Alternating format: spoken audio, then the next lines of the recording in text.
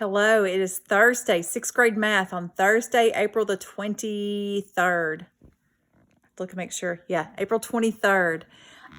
We spent about 3 days solving an equation plus the days last week. And normally I would keep solving equations and I would have you start to solve them algebraically. But I don't want to get to that. We'll just put that off until next year or the next time we meet. But if you want a little extra practice, you can Google this, just solving one-step equations, and look for the words algebraically, because algebraically is kind of where we're going with this. And the reason I say algebraically is a process for solving equations. And what happens is the more you get into equations, they get more and more and more complicated. So let me give you an example of something you might come across. 1.5 minus 6 equals 17.3. I just thought of some kind of crazy equation. So see how this has multiple steps. You've got to figure out what x is. It's not even going to be a whole number. It's going to be a decimal. It is not easy to pick the answer that makes this true. So we have a process for solving equations. We call it solving algebraically. And if you Google that and kind of look for those problems, that might give you a little head start on solving algebraically. So what we're getting to today and tomorrow is just a review of proportional reasoning. And I hope that you recognize the table, the double number line, the table again. Let me go ahead and look at Friday's work. Okay, and by the way, we're going to do Thursday and Friday today since it's all one assignment. A double number line again. So proportional reasoning and ratios, and I know you've seen this before. All right, number 1.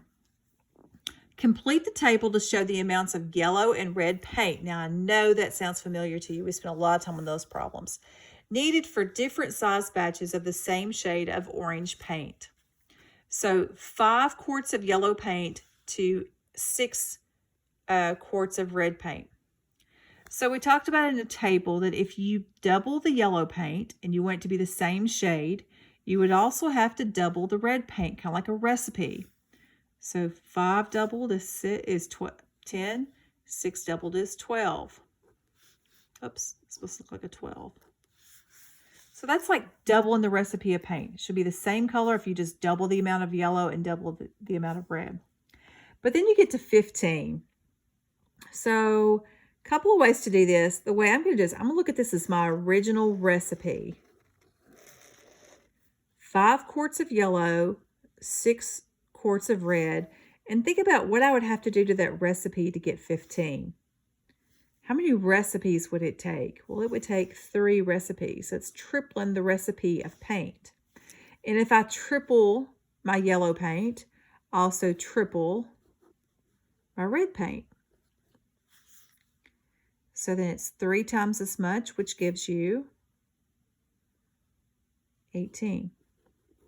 Now, I just don't want to sit here and do the problem. So for this last one, I want you to think about what you would have to do to get 60. This time, the red paint, 6 quarts of red paint, has to go into 60. So think about what you would do with that, and then how you would use that to get your answer. Okay, pause if you need more time. So I hope you see that that is 10 times the amount of red paint. Hope my arrows are making sense. And if I'm multiplying the red paint by 10, which means I'm doing 10 recipes, I would also multiply yellow paint times 10, which would give you 50 quarts. Okay, now let's go to my question. Oh, let's answer this first. It says, oh, that was just setting it up. Okay, complete the table. We did that. Now it says, explain how you know that these amounts of yellow paint and red paint will make the same shade of orange as the mixture in the first row, because it's the same recipe, just doubled and tripled and multiplied by 10. And I don't know a good way to say that.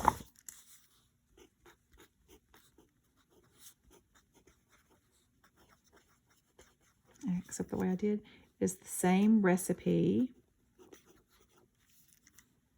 as the first row.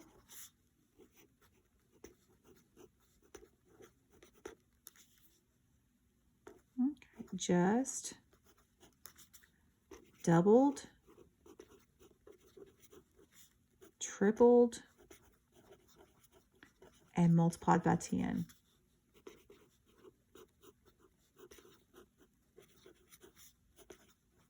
By 10. Okay. That's all there is to number 1. Number 2, same information, but this time or not same information, but same type of problem. It's proportional reasoning, except we have a double number line. A car travels at a constant speed as shown on the double number line. Okay, time. 0 hours, he would travel 0 kilometers, which makes sense. In 1 hour, he travels 70 kilometers. So 2 hours, which is twice as much, by the way, shouldn't he travel twice the distance? He does. He travels twice the distance. And 3 times as much would be 3 times the distance. So 3 times, so it's 73 times gives you 210. And what we notice is we have equal intervals on the top and we have equal intervals on the bottom. All of these go by 1s and these all go by 70s. But it's very similar to a table because I could have given you that same information in a table with the hours being in the first column and the distance being in the second column.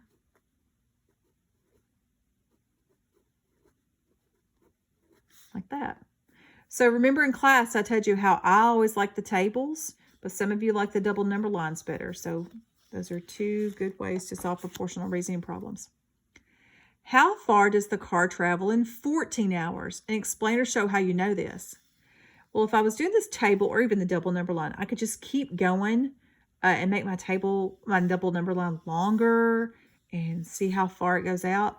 But instead, what I'm going to do is use the unit rate. The unit rate is how much it is for the distance it is for 1 hour.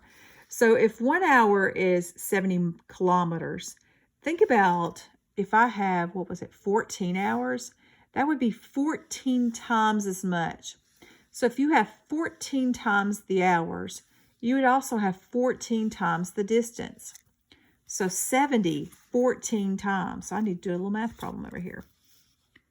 70, 14 times. Okay, multiply this.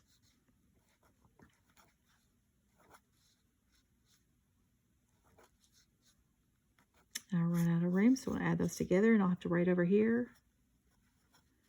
So it looks like 980, it's actually kilometers. Looks like it's going to be 980 kilometers. Is there a way I can check that? Well, if I kept this table going, I could go 4, 5, 6, 7, and go all the way out to 14, and then keep going up by 70s here and see if it works out the same way. But 14 hours times 70, do a quick check in my head. Yeah, that does give you 980. Explain. I've run out of space, and I don't want to take up too much time in the video, but you can just say that we use the unit rate, and if the number of hours are 14 times greater, that means the distance also must be 14 times greater. Number 3, the olive trees in an orchard produce 3,000 pounds of olives a year. It takes 20 pounds of olives to make 3 liters of olive oil. In the table, you see that. How many liters of olive oil can this orchard produce in a year? And if you get stuck, consider using the table. So that's a lot of information, but if you look at the table, you see that information is all there. 20 pounds, 3 liters of olive oil. It says the orchard produces 3,000. But look, they have this extra number here. They also have 100. Now, why do you think they put that 100 there? Well, it's not very easy to go from 20 to 3,000. So actually, they helped us out a little bit. They gave us a little stepping stone here. So we can go from 20 to 100 and then from 100 to 3,000. It'll be a little easier. So from 20 to 100, think about how many times greater that is. How many 20s does it take to make 100? How many recipes does it take? Okay, 20, 20, 40, 60, 80, 100. Takes 5 of them. So 5 times. That means I need 5 times the liters of oil. So I have 15. Now, once again, that wasn't the problem at all. But now, if you go from 100 to 3,000, it's a little bit easier to figure out how many times that is. Okay, I'll stop for a second while you think about how many times greater 3,000 is than 100.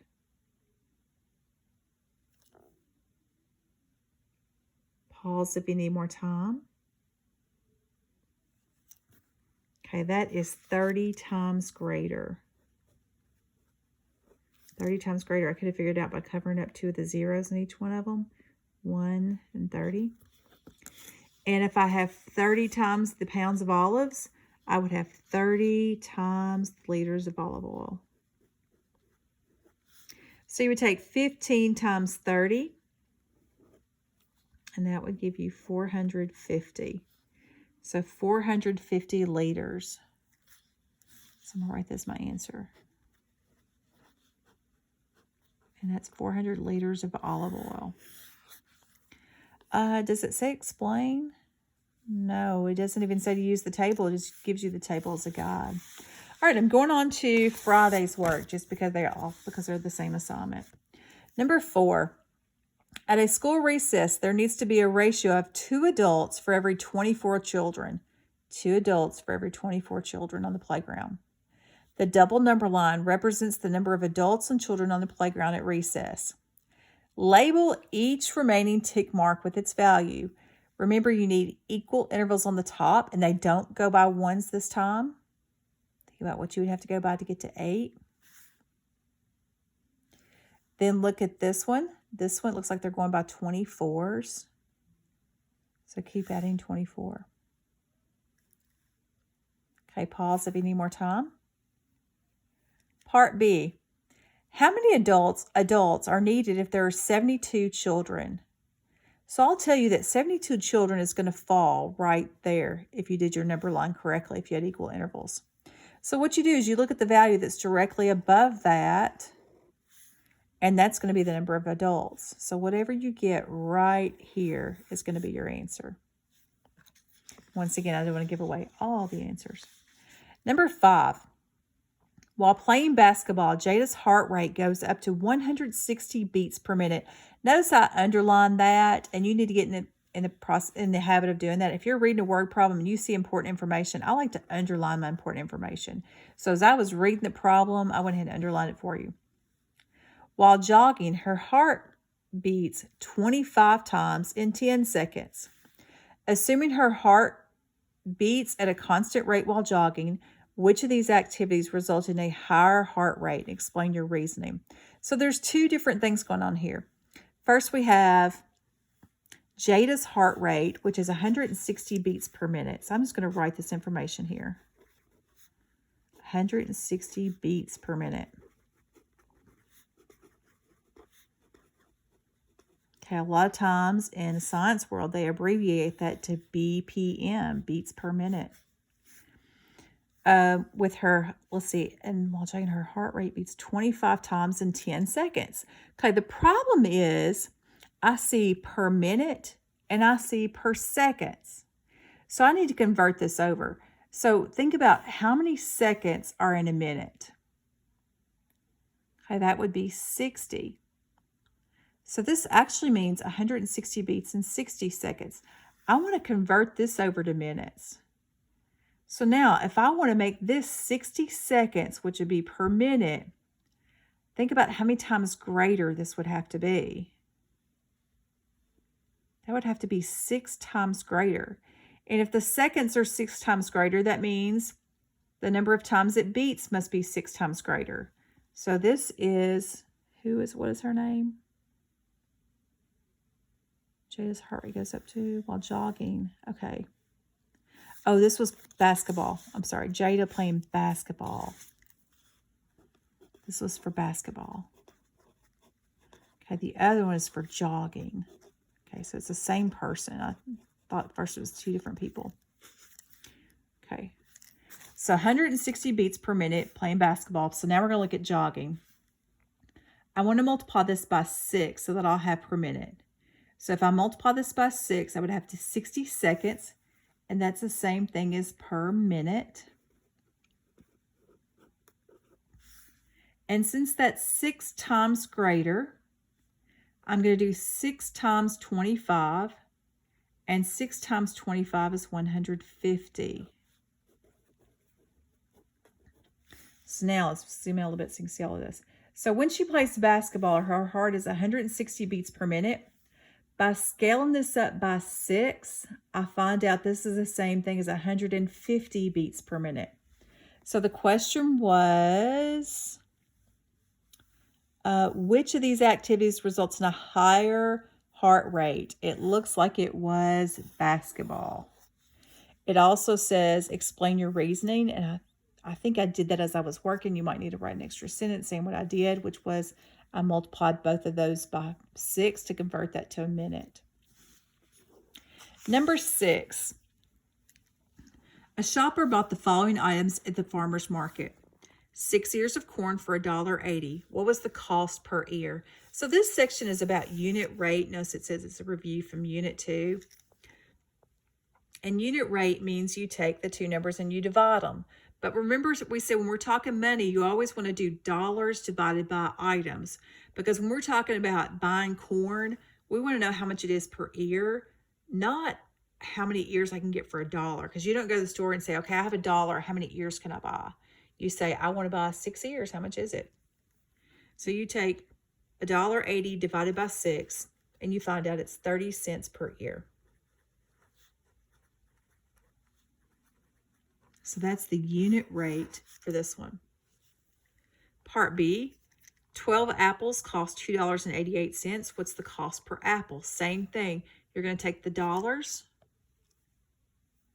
You're going to take the dollars and you're going to divide by the apples. Same thing on this one. Take the cost and divide by tomatoes. Okay, I know it's a long video today, but I walked you through pretty much every problem. So this was the end of this week, and I will see you next week.